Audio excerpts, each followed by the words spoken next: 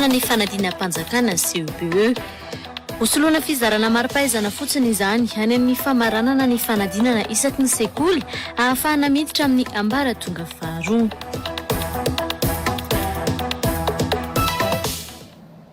Iarahantsika amin'ny valisoa indray ary izao ireo tsara ho fantatra mahakasika ny vinavina ny mety toetry ny andro ho an'ny rampitsa.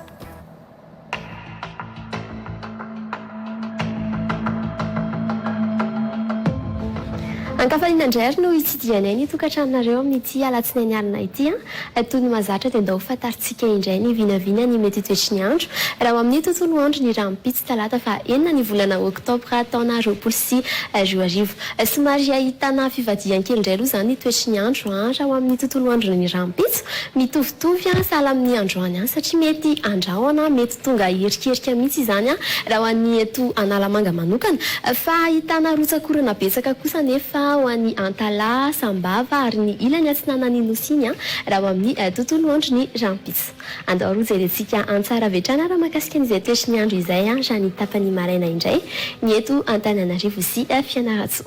Araka ilay nambarako teo dia andrahoana mety hivadika herikerika izany raha ho an'ny eto Antananarivo indray raha amin'ny rampitsy maraina izany hoe mila miomana zany isika amin'ny ariorana raha toka mikasa ny hivoaka ny trano raha amin'ny rampitsy tontolo ny andro mihitsy. Dia izay sy izay ary aloha raha ny eto Antananarivo sy Fianaratsoa fa toy ny mahazatra dia ndao fantaritsika indray ny vinavina ho an'ny nosy be manokana indray hoe sahala amin'ny ahoana kosa ary raha toka ho an'ny nosy be indray. Ahitana fifandibiasa ny rahona sy ny masoandro aloha izany manodidina ny 420 hatramin'ny 230 degré kosa nefa ny maripana vao vinavina. Andao iverenantsika indray ny saritany Madagasikara hoe sahala amin'ny ahoana raha ny tapany maraina araka ilay nambarako teo dia ny ilany atsinana ny Nosy no ao teo no mety ahitana herikerika indray raha amin'ny rampitsy maraina fa ny ambony kosa dia saika ho tsara fa ho an'ny faritany Toliara dia tena mivadika tanteraka ny toetry ny andro satria dia somary andrahoana kely indray raha ny tapany maraina. Dia izay ary aloha ny tapany maraina fa andao fantaritsika ny fiovana izay toetry ny andro izay raha toka ny tapany ariva. Azadiny mihitsy ny mitondra akanjo mafana sy ny ariorana raha toka mikasa ny ody ariva ianareo raha ho amin'ny rampitsy fa ny eto Antananarivo sy Fianaratsoa satria dia somary angatsitsika kely indray ny andro raha ho amin'ny rampitsy tontolo ny andro fa ho an'ny ilany atsinanan'ny Nosiny moa izany dia tsisy fiovana mihoatra ny tapany maraina mahakasika ny toetry ny andro. Raha ny maripana indray kosa ary nandeha ho fantaritsika dia manodidina ny 13 hatramin'ny 15 degré indray raha ny eto Antananarivo tsy mifanalavitra an'izay raha ho an'ny Fianaratsoa satria dia manodidina ny 13 hatramin'ny 19 degré Celsius fa mahazanga aloha izany no manana ny maripana ambony indrindra. Toy izay sy toy izay ary aloha ny vinavina ny mety toetry ny andro indray raha amin'ny tontolo andro ny rampitsy. Isaoranay ianao nanaraka izany hatramin'ny farany ary toy ny mahazatra dia asainay foana ianao tsy saraka aminay tao amin'ny Real TV satria dia mbola anaraka isika ireo antsipriam-baovao. Filim indray ary.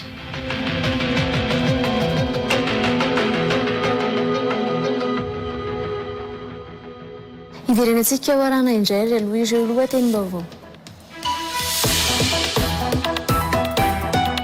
Mpanolotsain'ny tanàna misy 720 ahitana team 520 Kombaro sy ny mpanolotsaina iarika teo aloha Clémence Tararnirina no nametraka ny taratasy fangatahana fanonganana ny bromaritra ny filan-kevitra ny tanàna n'Antananarivo renivohitra tarihany iarika Ralitera Andriamparany.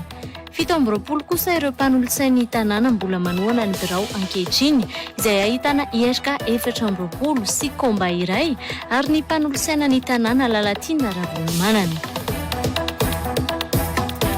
Manolo-kevitra ny amarotana ireo vokatra kirao maray alina taona efa vita trandraka ao amin'ny usine ao tsara tanàna ireo mpiasan'ny Kraoma mba ahafahana mandony karaman'izy ireo izay tsy voaloha efa hery taona sy 3 volana raha nambaran'izy ireo androany.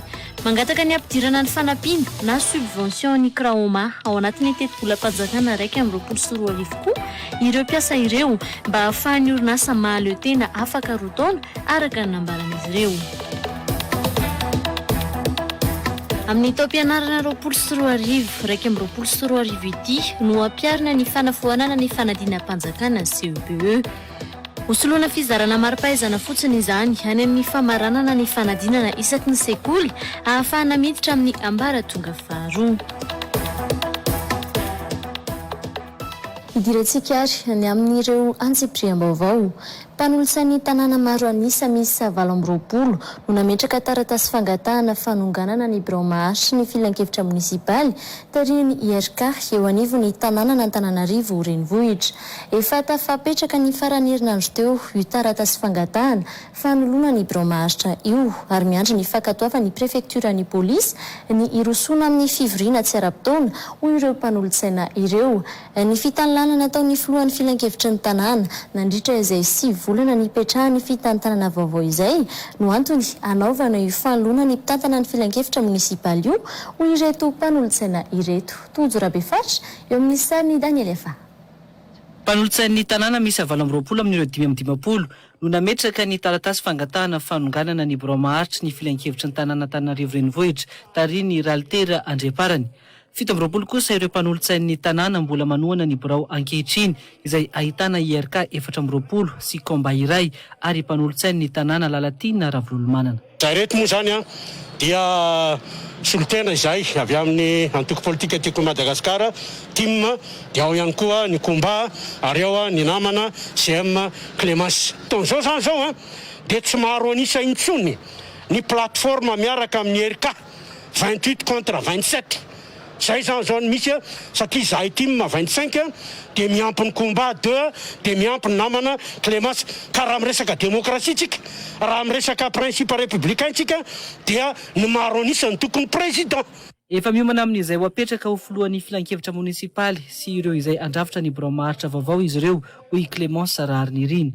Mazava loatra fa efa misy ny fijerenana izany satria lasa toy hoe manao foana izahay raha tsy mijery kosa hoe iza ny olona mendrika hitondra an'izany filan-kevitra izany. Mazava loatra fa efa nijery sy nandinika izahay ary mahazo matoky ny ataontsika hoe mponina Antananarivo raha zay na azy io lazana azy hoe tsy hoe olona ho apetraka eo dia sanatria miala katso ambodempony ka amerina ny zavatra tsy mety nataony teo aloha fa dia tena amerina ny asan'ny filan-kevitra munisipaly iaro ny vahoaka Antananarivo mba tena ao anatin'ny fandaminana tanàna tsika petraka fa fandaminana tanàna tsy ao anaty tervaimanta sy ny didijadona fa tena hoe ao anatin'ny fienona anireto solotena ny vahoaka avy ny fotony dia ny mpanolotsaina ny tanàna izany. Efa nisy ny fametrahana io taratasy fangatahana fanesorana io teo anivon'ny birao maharitra tamin'ny farany herinandro teo ho ireto mpanolotsain'ny tanàna ireto.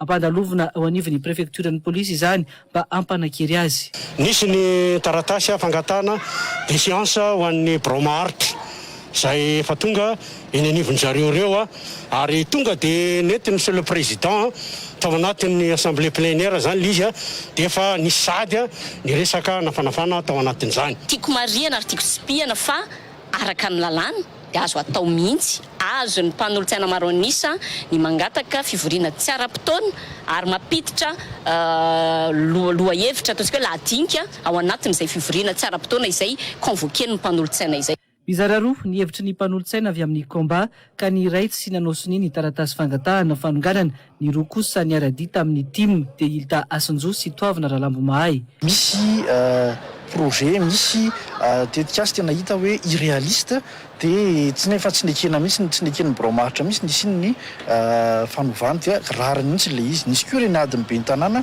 tamin'ny filohanay ankehitriny reny resaka ordre du jour any amin'ny tambazotra ny be ny tanàna no miteny hoe tsy zany nanao an'io nefa n'izy no filoha eto ka zava-roatra zany zany mila hovaina mila hitsina. Isan'ny miaradia amin'ny ben'ny tanàna naina Andriasy Toaina ny mpanolotsain'ny tanàna Lalatina Ravololomanana saingy ny aiky ihany koa izy fa misy ny tsy fihetezan'ny fitantanana eo anivon'ny filan-kevitra munisipaly. Za manokana dia ny politika pampandrosoana ny tanàna Antananarivo no imasoko sy toanako fa tsy natao iaro olona na iaro antoko ao anatin'ny filan-kevitry ny tanàna Antananarivo. Miara-miasa amin'ny ben'ny tanàna manolo tanana satria everiko fa asoan'ny tanàna resy lahatra fa asoan'ny tanàna ny zavatra iroson'ny ben'ny tanàna ankehitriny.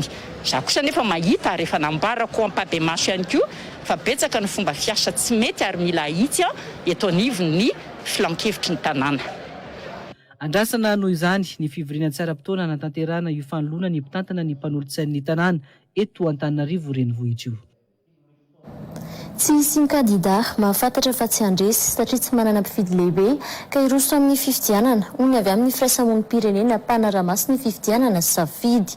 Tsy azo hidivirana noho izany mety isian'ny kandida tokana isaka ny faritany amin'izao fifidianana lolona izao satria ny mpifidy vavety miaradia amin'ny fanjakana no maro anisa amin'izao hoy ity firaisamonim-pirenena ity. Sakana ho an'ireo kandida amin'izao fifidianana izao koa nefa ny alafo ny sara-pirotsahako fidiana hoy ny jeneraly Désiré Makavelo. Tozarabe faritra trany eo amin'ny sariny Daniel Afa. Mbola kandida tokana amin'ny faritany ny Fianaratsoa ihany hatreto no nametraka ny antota taratasy firotsahako fidiana oloholon'ny Madagasikara. Ho an'ny faritany Antananarivo mbola tsy misy na iray aza hatreto tonga nanatona na nangataka fanampanazavana raha ny tatitra azo avy eo anivon'ny OVEC. Tsy misy kandida vonina ny Oresy matoa tsy azakazana ny fametrahana antota taratasy firotsahana ovidiana ho ny mpanaramaso ny fifidianana avy amin'ny safidy. Efa tsinjo mantsy fa ny mpifidy vavety miaradia amin'ny fanjakana no mbola betsaka amin'izao fotoana hoy ny firaisamonim-pirenena. Araka ny voka-pifidianana farany teo amin'ny ben'ny tanàna sy ny mpanolotsaina zany satria ireo ihany zany tsy maintsy mbola andy fidy an'ny olona hatreto aloha satria mbola tsy misy an'izany hoe chef de région hoe lasa tafiditra latin'ilay sokajin'ny grands électeurs moa satria ty suffrage universel indirect dia io zany raha satria raha ohatra hoe ataony tombana tsotsotra dia tsy maintsy hoe zay efa mieritreritra fa manana ny fidy anazy zany satria raha hoe latsaka fidiana zany tsy eritreritra mihitsy dia Oresy na tsy andrombaka izany toerana izany dia io indrindra hoe tsy maintsy mieritreritra tsy mamakafaka angamba aloha ilay mpilatsaka hoe mety olany avy ny tenako raha ilatsaka dia efa fantany tsara fa tsy vahoaka hoe andehana propagande be zany hoe andeha tety faritra andeha tety commune andeha tety fokotany tsony ty fa defa le ma-grands électeurs anazy zay hoe dia hoe iza mety fidy ana amreto. Efa sakana trany ampiandohana ihany koa ny saran'ny firotsahako fidiana izay lafo loatra hoy ny jeneraly Désiré Makavelo. Le izy any mazava loatra raha ohatra ka tsy hoe be dia be le olona mihazakazaka ho fidiany lafo loatra le vola angatahana irotsahana zany hoe ho an'izay manam-bola ihany zany ny fitantanana eto Madagasikara io dia tena midika mihitsy amiko zay ny dikany aiza zany le hoe zo maha-olo-pirenena anao hoe azo fidiana afaka milatsaka ho fidiana mazava loatra nefa fomba kolaka mihitsy ataontsika hoe ampihenana mihitsy ny zo manana ny olo-pirenena amiko zay zavatra amiko zany fifidianana zany tsy tokony na misy firy nge olona milatsaka hoe fantatry ny olona vidiana nataoka misy 50 na 100 raha milatsaka nefa anankiray ihany no vidiana diny anankiray ny lany eo fa tsy hoe ny 70 mazava ho azy fa tsy olana. Isanoky ihany ny firaisamonim-pirenena ihany koa moa io sara ny firotsahako fidiana 5 tapitrisa ariary io. Fa maro amin'ny asa fampandrosoana tokony andeha no miato amin'izao fotoana izao no ny tsy fisian'ny gouvernoura any amin'ny faritra Morony Mania raha nambaran'ireo tanora solitena ny zanaka Morony Mania androany. Ao anatin'izany fijanona ny fanamboaran-dalana, ny tsy fisian'ny fivoarana sy fampandrosoana misehatra ny fampianarana ary ny mahakasika ny fahasalamana. Ireto zanaka Morony Mania ireto moa izay nangataka ny anendren'ny filoham-pirenena anatin'ny fotoana fohy ny gouvernoura ny faritra Morony Mania nandritra ny fampiatsoana izy ireo mpanao gazety androany maraina. Malala Rakotiny Rendy eo amin'ny sariny tokony anarandrianjatovo. Ireo tatsavy amin'ny komina ambanivohitra Morony Mania no tena hiara-ny fahasahiranana mahakasika ny faharatsiany lalana sy ny fitateram-bahoaka miakatra ny renivohitra amin'izao fotoana izao. Eny, hatramin'ny fototra-fotrasa misahana ny fahasalamana any amin'ny komina misitaka ny renivohitra azy, saika tsy misy fanatsarana hoy ireto zanaka Morony Mania ireto.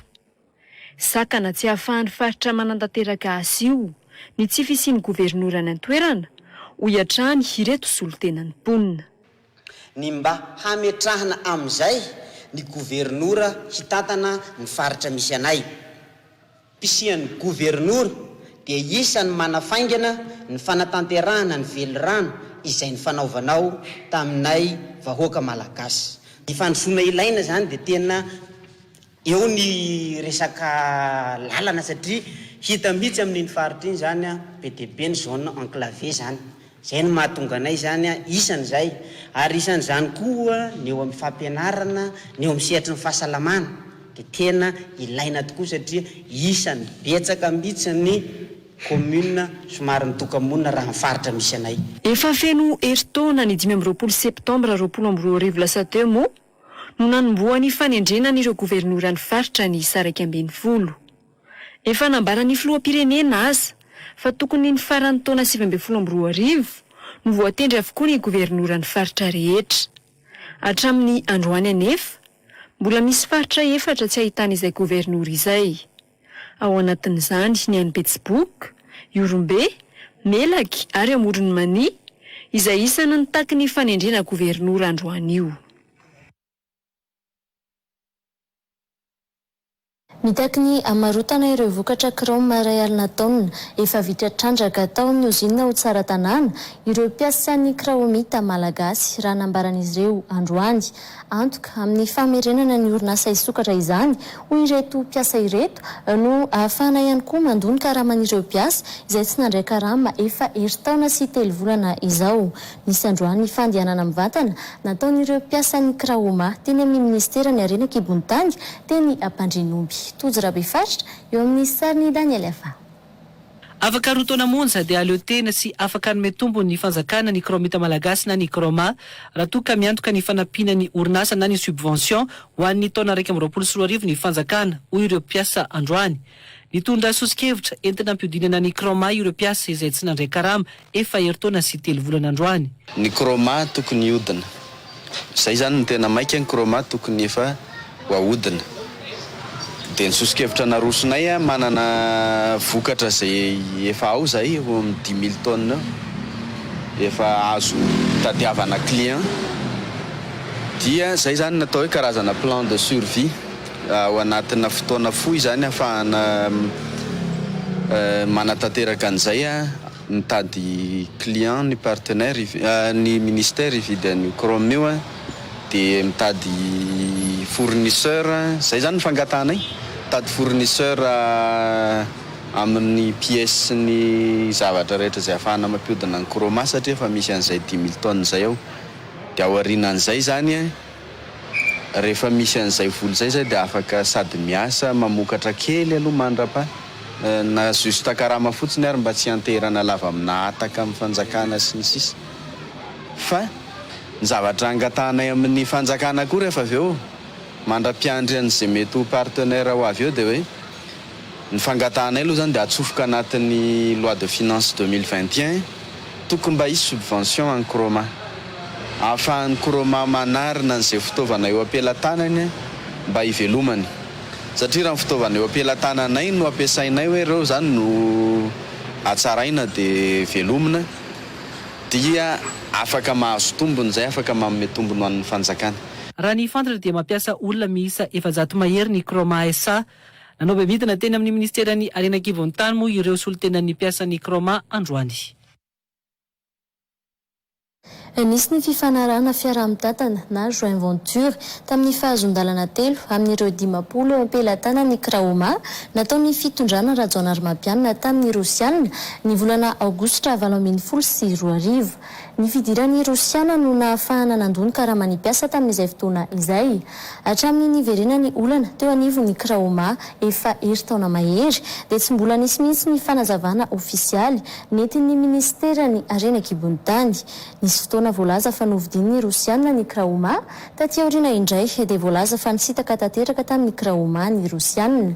Ny tale jeneraly ny orinasa no kian'ireo mpiasa ho tompon'antoka tamin'ny fistahan'ny Rosiana tamin'ny Chroma. Tozrabe faritra trany eo amin'ny sariny Daniel Afa.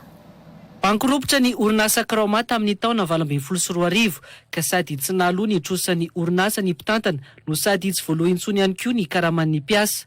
Teo no nitsiry ny hevitra tamin'ny fitondrana Rajoana Armapianina ny ametraka fifanaraha-piara-miasa tamin'ny Rosiana tamin'ny volana Aogositra 2022 ka ny fitrandrana ny fahazondalana 3 amin'ireo 50 ampelantanan'ny Chroma no iarana amin'ny Rosiana.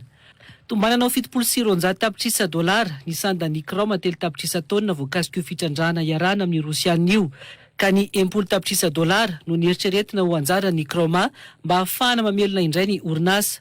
Vao vita ny fifanarahana tamin'ny Rosianina ny volana Aogositra 2024 dia naloa avy hatrany ny karamany mpiasa volana Aogositra sy Septambra ary Oktobra 2022.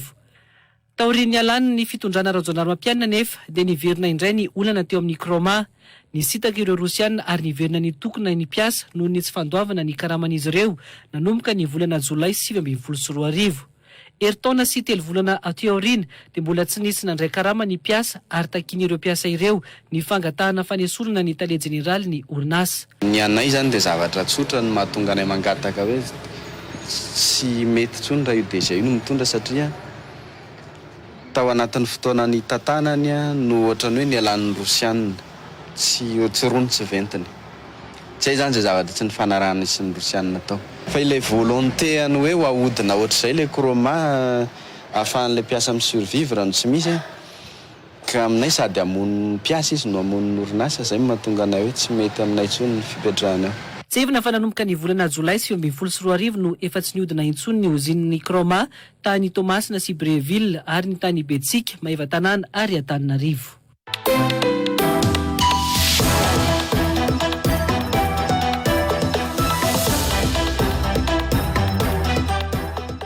Vahiny ny fandarana l'invité du jour anio alina fahaenina amin'ny 20 ny volana Septambra taona 2022 mandritra ny tapany faharoa amin'ny fampalalam-baovao amin'ny sivora latsaka fa efany alina eto amin'ny Real TV Madagasikara. Andriamatoa Solohery Sarla Hilaire komity foibean'ny MFM eto Madagasikara no sady consultant d'entreprise iresaresaka mahakasika ny olom-pirenena sy ny fiainam-pirenena amin'ny ankapobeny itondra famakafakana ihany koa anasananao ary anaraka izany.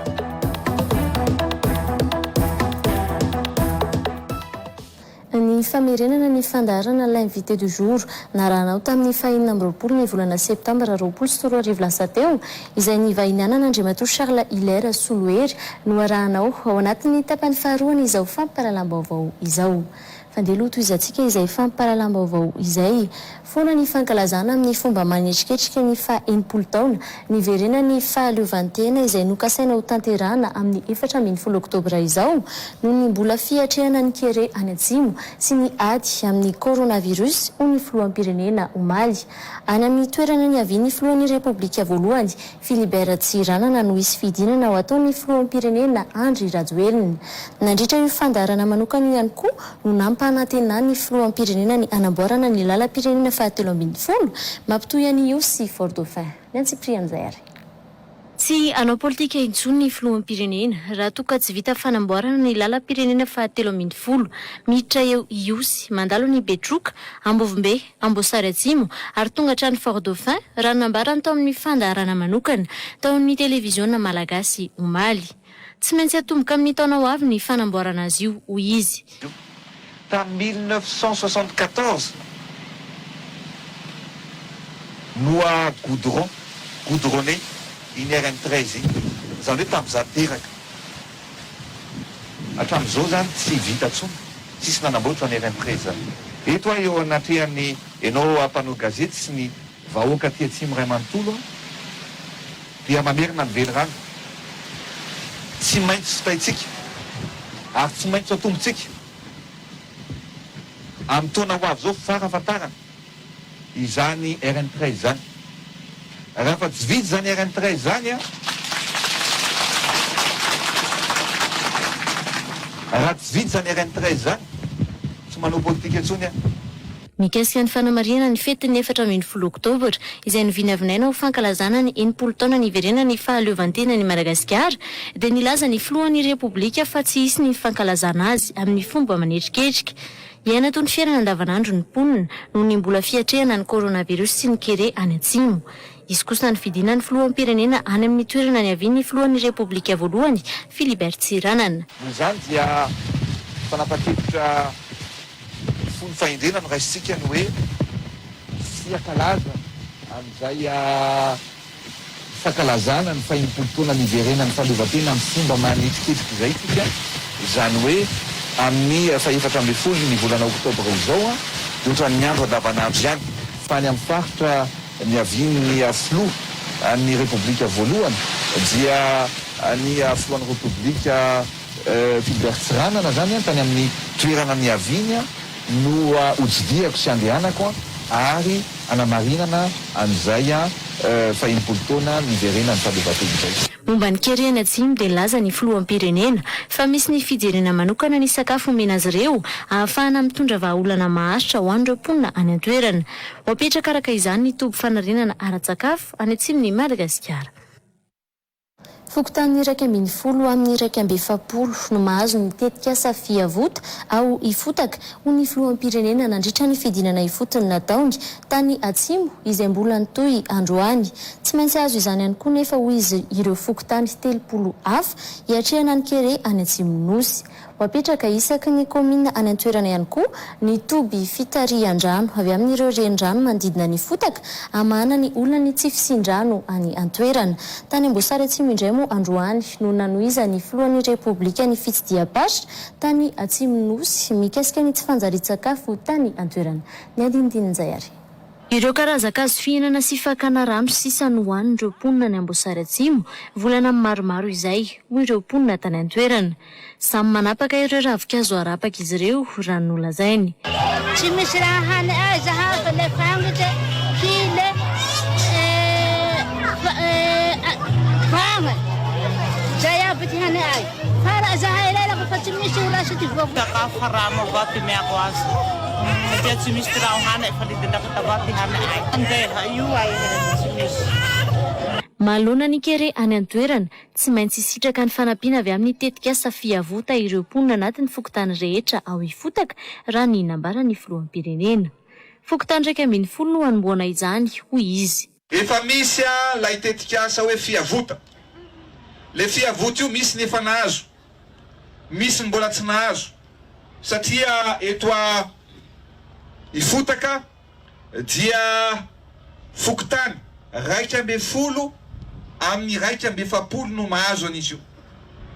Na mety remarque ary vao mifampiantso tamin'ny Banque Mondiale efa reo ny tompon'andraikitra mifidy ozy izao hoe zao raha misy ny tena mila an'izany fiavoto zany dia ny aty atsimo noho izany ny fokontany 110 eto ifotaka dia hozaraina hitsinjaraina ary omena an'izany fiavoto zany koa ianareo.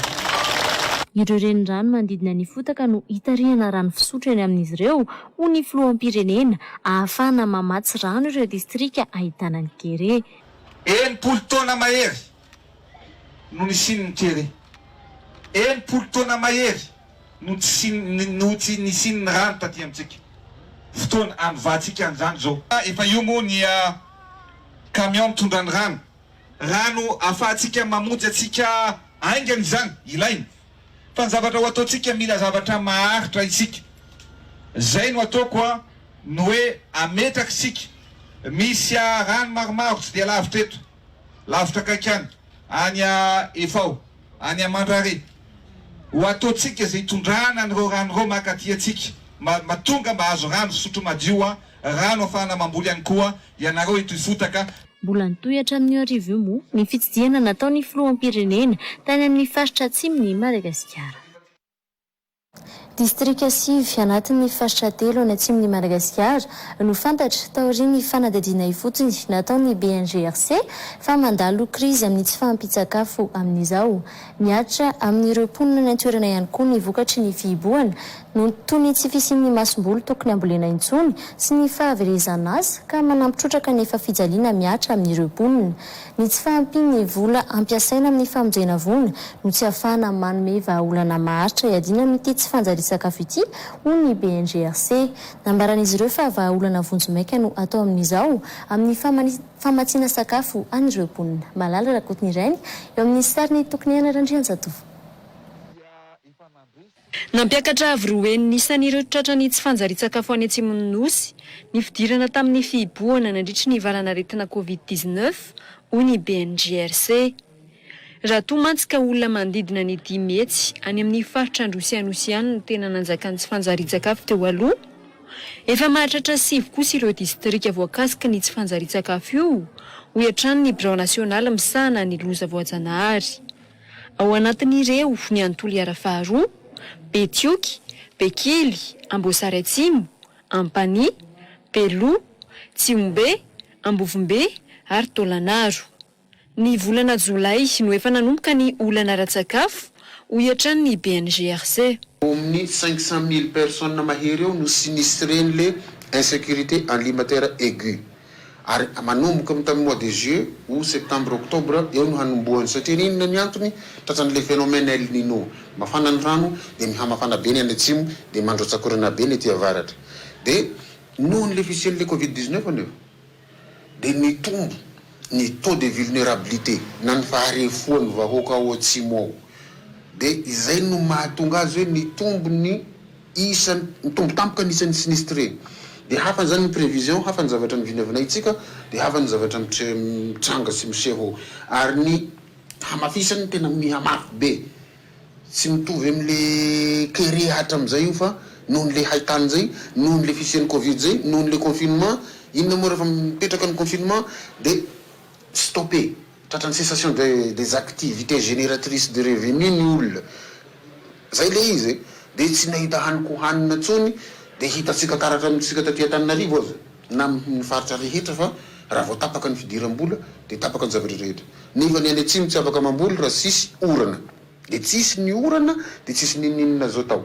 Dia ny any atsimo tsy afaka manao ninninina raha tsisy ny semanzy. Ny semanzy zao fa nihoanina ny katsaka sy ny vomanga sy ny lany daholo sy ninninina any.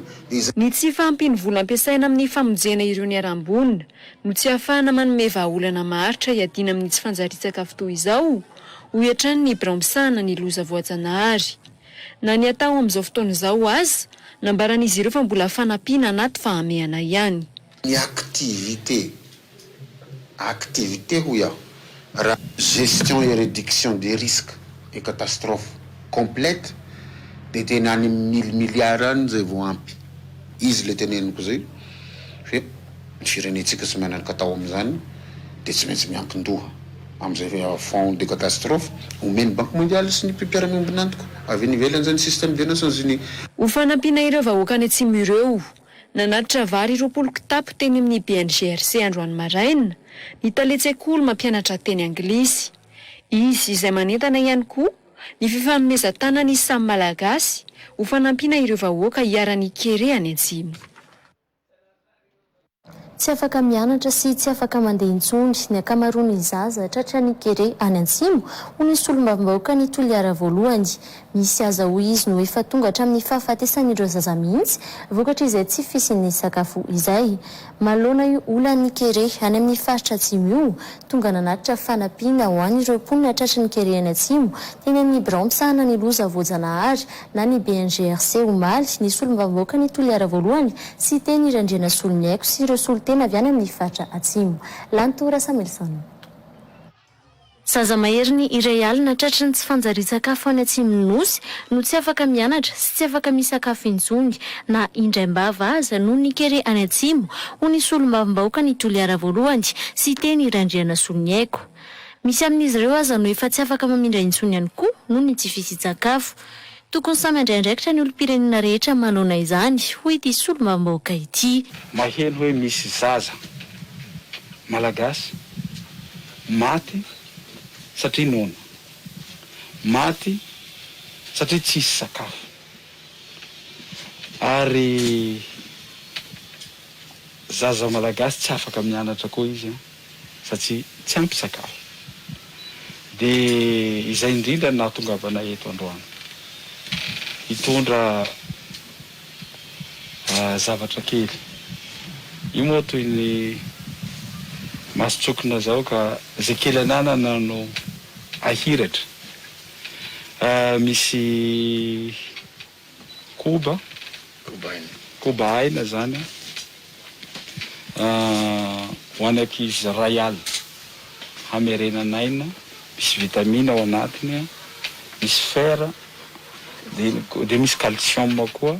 Tsy maintsy ho tonga mivantana amin'ireo mponina any Atsimon'ny NOUS kosa ny fanampiana voaray ho ny BNGRC. Ponan'ireo ireo afatsika marefa any Atsimo izay soloko tereto no alohana fisaoana amin'ny nareo izay mpanolotra ary mahazo matokana hoe fa ho tonga izany ho tonga arak'izay aingana any amin'ireo milaza ireo zavatra fanampinana tetinareo reo.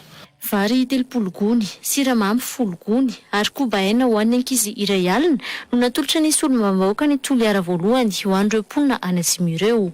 Omaly no nanorana ny fanampiana teny amin'ny BNGRC. Eo amin'ny vaovao ny fampianarana kosa indray, tombanana ao amin'ny taom-pianarana vaovao 24 ity no ampiarana ny fanafoanana ny fanadinam-panjakana CEPE izay tafiditra ao anatin'ny drafitra PSE raha ny nambaran'ny sekretena jeneraly ny ministera ny fanabeazam-pirenena androany. Izara telo miavaka kosa ny sekoly ambaratonga voalohany ka any amin'ny kilasy fahasivy na ny 3e vao isy ny fanadinam-panjakana. Soloana mari-pahaizana na sertifikat tsotra mandritra ny fanadinana famaranana amin'ny kilasy fahaenina kosa ny diplôma CEPE tokony natao ao amin'ny taona fahadimy raha ny fanazavany sekretena jeneraly ny fanabeazam-pirenena hatrany. Malala Rakotony Rainy eo amin'ny sary ny tokony Randrianjatovo. Ny fanadinam-panjakana CEPE farany teo no fanadinana farany natrehan'ireo mpianatra amin'ny kilasy fahadimy. Io fanadinana io izay efa notsinjaraina ho isan-kerinandro ho an'ny mpiadina rehetra manerana ny faritra enina raha toka tokony miaraka ao anatin'ny andro iray avokoa saingy niova noho ny krizy ny coronavirus teto Madagasikara. Tamin'ny taom-pianarana 2022 teo ihany koa no efa saika nampiarana ny rafitra PSE izay isan'ny tafiditra tao anatin'izany ny fanafoanana ny CEPE saingy tsy totosa izany noho ny fisiana ireo karazana sakatsakana. Fantatra amin'izao fa amin'ity taom-pianarana 2022 ity no hanomboana ny fampiarana azy io. Tsika eto Madagasikara dia tsy maintsy miditra amin'izay na hoe nanahoaingana fa dia ho hitanareo eo ny tena fanazavana izay omen'ny ministra zany atoato. Misy 3 sous-cycle zany izy io dia rehefa vita ny cycle anankiroa dia isy certificat régional omena ny mpianatra izay afaka ny io zany fa alao ngamba ny tompona andraikitra ambony eto amin'ny firenena no nazavan'izay amintsika. Ny 20 Oktobra 2022 avy izao ihany koa no hanomboka ny taom-pianarana vaovao ho an'ny sekolim-panjakana raha toka ny 30 Jolay 2022 kosa no ifarana ny taom-pianarana. Mbola amita ny programa mpampianarana tsy vita tamin'ny taona lasa kosa ny mpianatra mandritra ny iray volana voalohan'ny taom-pianarana ary ao aorian'izay vao mikatroka ny fandaharam-pianarana vaovao. Tsy vahaolana ahafahana manatsara sy mampandroso ny seha-panabeazana eto amin'ny firenena ny fanakianana ny mpampianatra mpanabe amin'ny fampianarana omeny ny zanaka malagasy ho ny firaisankina-pirenena malagasy ho an'ny fanabeazana ho andrehetra androany. Fampiofanana ara-pampianarana manaraka ny teknôlôjia sy manaraka ny toetrandro no tokony hanomezana tosika ireo mpampianatra ho hiatrany ny fanazavana. Ny asan'ny mpampianatra izay ambarany ireo firaisankina-pirenena fa saika fandavatena no mibaiko azy ireo amin'izay asany izay. Nandritra ny fankalazana ny andro iraisam-pirenena ho an'ny mpampianatra no nentin'izy ireo ihany koa ny tondrana fisaorana ho an'ny mpanabe rehetra. Malala Rakotony Rainy eo amin'ny sary ny tokony Randrianjatovo hatrany. Tokony havaozina anaraka ny zava-misy eto amin'ny firenena ny fanabeazana raha tovin'ireo ankizy ahafahana manatsara ny kalitaon'ny fampianarana. Eo ihany koa ny fijerenany mari-pahaizana nanan'ny mpampianatra manabe ny ankizy ahafahana mijery ny fampiofanana tokony omena azy ireo hoy avy amin'ny firaisankina-pirenena malagasy ho amin'ny fanabeazana. Raha tsy mahazo ny fanofanana sahaza azy ny mpanabe dia tsy isy zany hoe fanabeazana ara-kalitao zany. Ao amin'ny votoatin'ny mpanabeazana mihitsy zany no ilaina le hoe fiofanana sahaza ny vanim-potoana iainantsika mba azahoan'izy ireo mamaly ny kalitao takina amin'izy ireo. Ny tanjona fahaefatra ho an'ny tanjona mahatra lovanjafy fahaefatra nanao DD4 isika nanao sonian'izay dia ao anatin'ny fikirakiranan'izay ny fitadiavana ny hoe fanabeazana mamaly ny filana, fanabeazana mitondra kalitao, fanabeazana tsy manilika. Dia izay zavatra izay zany fiofanana sahaza ahafahan'ny mpampianatra mampita mamaly io tanjona io. Mbola tsy ampy izay, mbola tena vao manomboka tsika tamin'ny taona 2024 tsika nanomboka hoe nijery hoe ny fiovanan'ny rafitra sy ny sisa dia mbola tena ao anatiny zany tsika izao. Isan'ny mitana andraikitra goavana amin'ny fampandrosoana ny firenena ihany koa ny mpanabe hoy avy amin'ny firaisam-pirenena ka tokony hotosika nomena azy ireo fa tsy fanomezantsiny toy ny mitranga amin'izao. Tena dia tsy an'olo rery ary mahatsiaro ny teny Nelson Mandela izahay hoe ny fanabeazana dia afaka manova izao tontolo izao. Dia eo anatrehan'izay dia mahatsiaro izahay zany fa hoe ay tokoa moa zany tsy misy fiovana raha tsy misy mpampianatra. Dia te hanome fankasitrahana azy ireo zay amin'ny alalan'ny teny. Tsy toy ny fanao maneran-tany hoe fanakianana, fitarainana. Ny fanomezam-boninahitra ny mpampianatra vehivavy moa no isan'ny nampiavaka ny fankalazana ny andro maneran-tany ho an'ny mpampianatra tamin'ity androany ity. Nofoanana ny tsy fahafahana mivezivezy amin'ny alina na ny couvre-feu nanomboka androany raha nambaran'ny filohan'ny pirenena Andry Rajoelina Alina tao anatin'ny fanapahan-kevitra mandritra ny fihibohana. Misokatra ihany koa ny fifaninanana ara-panatanjahantena saingy noferana ho tsy mihoatra ny 200 ireo olona afaka mijery izany. Mbola noferana ho 200 ihany koa ny olona afaka miangona amin'ny toeram-panaovana lanonana, fisakafoana ary fiangonana ho ny filohan'ny Repoblika. Tsy mbola azo atao kosa ny manao famadiana raha ny fepetra no raisina tao anatin'ny fanambarany filohan'ny pirenena io. Tsy niova ny fepetra ho an'ny fitaterana anatiny sy ivelan'ny renivohitra na ihany koa ny sidina anabakabaka saingy kosa mbola napetraka ny tsy maintsy anaovana fitiliana ho an'ireo zotra anabakabaka anatiny. Ny vantana avy an-Tolaniary moa ny lahateny filohan'ny pirenena omaly nilazana ireo fepetra ho an'ny 5 andro manaraka ho an'ny amehana ara-pahasalamana.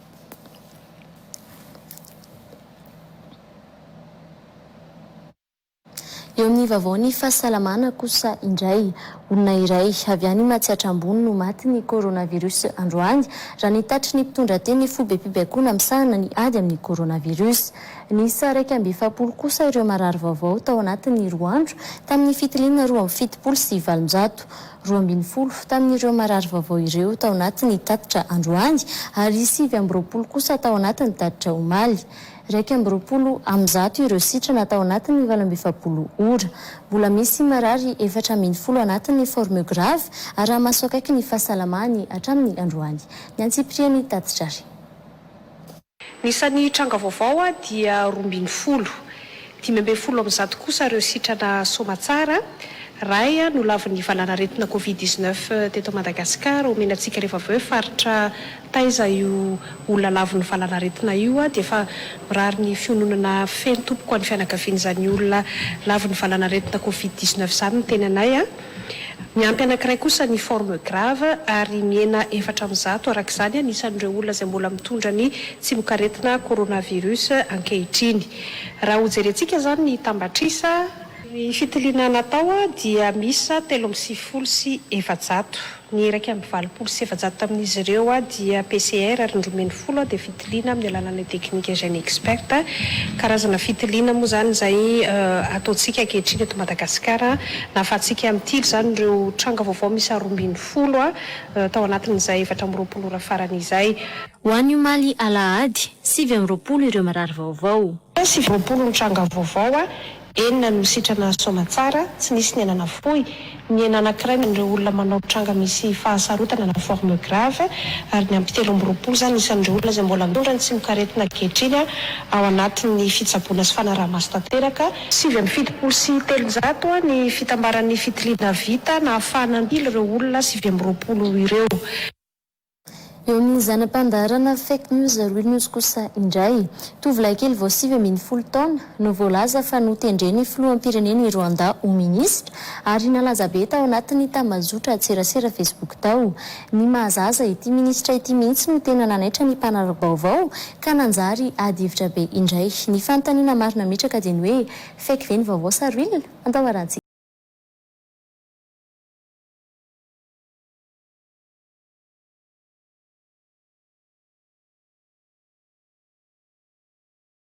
Iray no hita ho zaza izay nolazaina fa 7 taona ka naseho voalohany tamin'ity publication ity. Nambara tamin'izany raha adika amin'ny teny malagasy fa notendreny Paul Kagame ho minisitra ity zazalahy ity.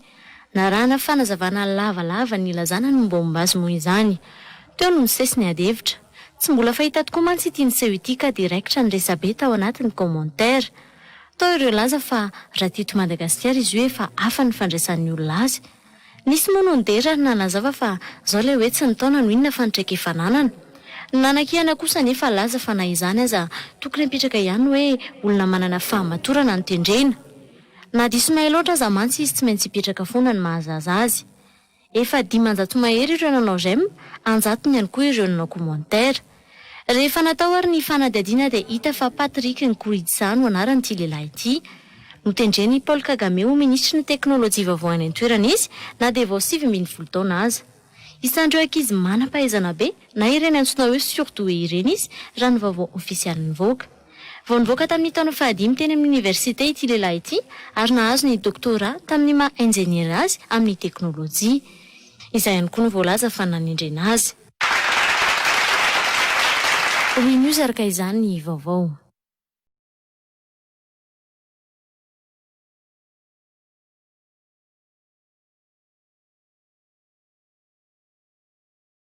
Dia ny zanam-pandarin'ny ihany koa ary tompoko lasy tompoko vavy no entiko manakatona ny tapany voalohany amin'ny fampahalalam-baovao ho amin'ity alina ity. Isaorana ny FN Fashion eny lafy nampiakanjon-tenako tao anatin'izao fampahalalam-baovao izao. Isaorana ihany koa ny Elion Beauté eny Andoharany fotsy nanao ny taovolo sy ny tarehy. Ankasitrahana renao nanaraka izany hatramin'ny farany ary mametraka ny mandra-pitafa ho amin'ny manaraka indray. Tena matoboko.